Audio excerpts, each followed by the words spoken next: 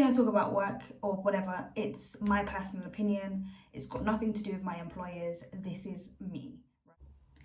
Hey everyone, welcome back to my YouTube channel. My name is Morvialee. I'm an IT audit manager in the fintech space, and today I'm going to share with you a few tips on how to level up your interview prep. Okay, cool. Before we get into things, I just want to let you know, on this side of me, which is my right side, I think it's your left, but I don't know, right? This side here, I'm dyslexic, so I really struggle with my right and left. Allow me, but it is what it is. On this side here, we have cars going by, motorbikes going by, trucks going by, so there might be a bit of noise. I'm really sorry. And then on this side here, my son is he's COVID positive at the moment, so he's home, he's isolating, and he's on the PS5. He actually goes to boarding school, so he's not really here with me half of the time. He's at school, so having him back home is amazing, but also he hasn't been on tech for like 4 weeks, so he's just computers, phones, PS5s, whatever. But he's sick, so I've just given him that opportunity to just enjoy that. But yes, who am I? Morvialee, IT audit manager, work in fintech, mother of one, and I'm now going to share with you, chartered accountant, how can I forget? And I'm also going to share with you a few tips today on how you level up your interview prep. Before I actually go into the tips, I just wanted to share some things that it's almost expected that you know, but if you don't know, great, I'm here to share it with you. If you do know, amazing. So first things first, know your CV inside out. You may have applied for a job and you don't meet everything on the job requirement or on the job spec, but you've managed to get the interview. So now you've landed the interview, you are qualified enough to be in the room, which is amazing. They love you, they want to meet you, they want to get to know you. And this is the chance that you have to sell yourself. So you need to know your CV inside out. And then when they ask the question, so tell me about yourself, you might want to just be really personable at the beginning to say what you enjoy, your hobbies, and then say on the career front, and then you walk through your CV. Whilst you're walking through your CV, it's really important that you actually know it.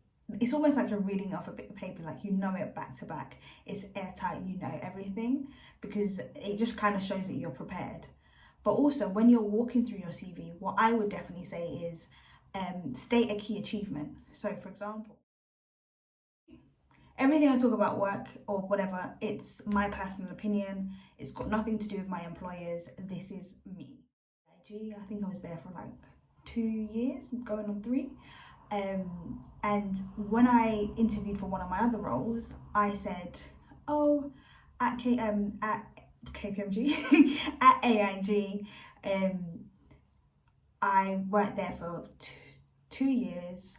I was a lead auditor. I did X, Y, and Z, and these were my responsibilities. And one of my key achievements was earning workday badges, because when I was working in difficult situations or pressured audits, my efforts were recognized, and I really appreciated those awards. So I kind of throw in the fact that I'm winning everywhere I go. I'm a winner. Like, yeah, and my key achievement here was this. My key achievement here was this. When I was on my grad scheme, I was promoted every year, which to some extent, I guess, happens naturally, but there are times when people are held back. So even if you think it's itty bitty, it's minuscule, it's not even something to be acknowledged, actually it could be. So you just lay it out and say what you want to say. Okay, cool. So that's my first point.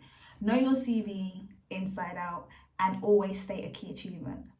All right, sweet. Second one, I would say is scenario-based questions or scenario-based answers. Have model scenario-based answers prepared. So when you go into that room, they ask you one of those state questions, you're like, yep, answer it, sweet, airtight, good to go. But just to break it down for you, how you answer the scenario-based questions is to use the STAR technique, which is situation, task, action, results. I actually like to add lessons learned on that. So it's, what did I learn from this situation? Or what did I learn from this scenario? Example, so the situation is just giving the background of what happened, well, who was there, why, what was going on. The task is what was required, what do you guys need to do. Action is what you actually did, and then the results is what was the outcome of everything. And then I add on lessons learned. So what did I learn from that situation that I can now apply to my new job? So for example, if I was at uni, I would say something to the effect of this, not exactly this, but to the effect.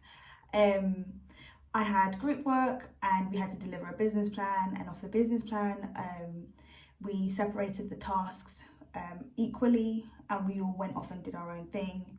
And when we came back, when we presented it, things weren't airtight, something along the lines like that. And then the lesson I learned was to communicate regularly with my team, because we have one deliverable that we need to deliver. So that was a really important lesson to me, and I've applied that to all of my other jobs or all the other things I do in life. Something like that, where it shows you acknowledge communication skills. So it's not enough to say, yeah, I have them.